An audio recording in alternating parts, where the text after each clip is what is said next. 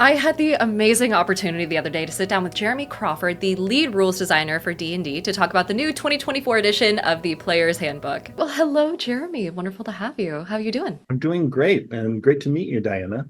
Yeah, of course. Thank you. I'll keep introductions short because everyone and their mother knows who you are in this space. But we are here today to talk about the new Player's Handbook, which is coming out very soon. And obviously, I imagine you've had a lot of questions with regards to things like classes and changes to the player side of things. One thing I was dying to ask is about the changes to kind of like the peripheral rules, things like exhaustion in particular. I noticed that you added a new dehydration and malnutrition mechanic. Is there anything you want to talk about with regards to the decision to make that a thing in the game? We not only dug into the exhaustion condition and made it easier to use in play. Part of our goal was we wanted to make it easier for DMs to actually remember how it worked. Always a sign for us as DMs and players of our own game is if we're having trouble remembering how something works, it's likely everyone else is. And then we also wanted to connect more of our other rules to exhaustion. And so that's why you've now seen malnutrition, dehydration, and even our suffocation rule all now loop through it, which then has a beautiful carry-on effect in some of our monster design, because it used to be that if a monster didn't have to breathe and didn't have to eat and whatnot, that was a separate thing. But we can now usually just cover that with the simple thing of saying in a monster, it's immune to exhaustion. So we have a lot of things like that where just rippling through the whole game, things have gotten tighter, things work together better. And then that's going to cause, I think, some new play experiences to emerge. Yeah, new ways to mess with your players and really ask at the table, are we tracking this or can we just not? Right. With regards to like little things like that, especially when it comes to remembering rules, people tend to lean on the Sage Advice Compendium a lot. Are there any plans to change the way that the Sage Advice Compendium works? Is it going to be split off from the original release, or is there going to be an overhaul? Is it going to be called the Sage Advice Compendium? We will archive the previous Sage Advice Compendium because it's so targeted to the 2014 versions of things. And really, this will be an opportunity for us to create a new FAQ based on people's questions about the new versions of the rules. You know, it's one of those cases of everything old will be new again. And just as the rule book is getting a revision, that then means we can look forward to some new Sage advice, specifically compiled in a compendium in the future. Amazing, stellar. Now that the 2024 version of the PHB is coming out, there's been a lot more buzz about D&D in general, and obviously the popularity has skyrocketed in recent years. Have there been any changes with regards to making the game kind of easier to digest for people who are seeing this as an opportunity to like kind of get in there for the first time and give it a shot? Definitely.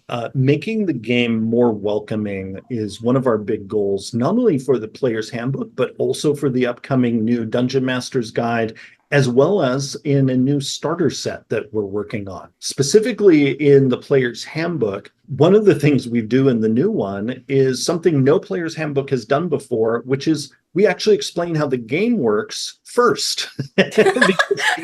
And Player's Handbooks throughout the game's 50-year history have usually launched you directly into making a character. And we decided, all right, we're going to buck tradition here and finally explain the basics of the game to start. And then when we guide you into making your character, we have done a ton of work to make the character creation process even more fun than before and also with more guidance. The character creation chapter is filled with tips. One example is if you have a hard time deciding how to assign your character's ability scores, we now have suggested ability score assignments for every class.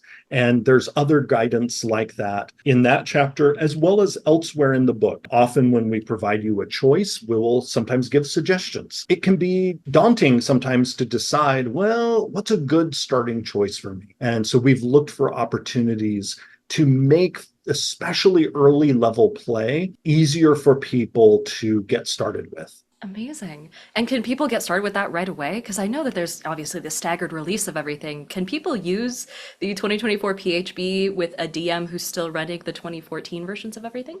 Yes.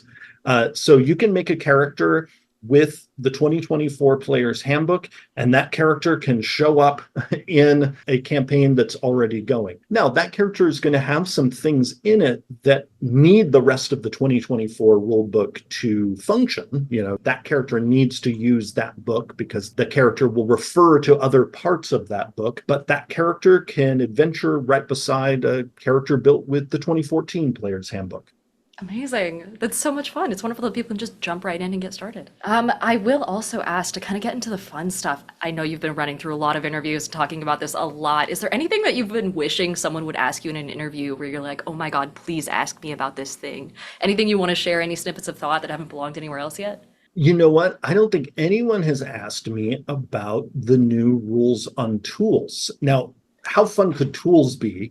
But no one asks. The thing I am excited about is every one of the tools that characters can now have proficiency with now have concrete things those tools do in the game. Because in the 2014 version of the rules, some of the tools had concrete purposes, like thieves' tools, but then there were others where it was unclear, what does it actually do for my character to have proficiency with this tool? Now, every tool has concrete action options, and any of the tools that can be used to make things now have a clear list of other items you can make using that tool.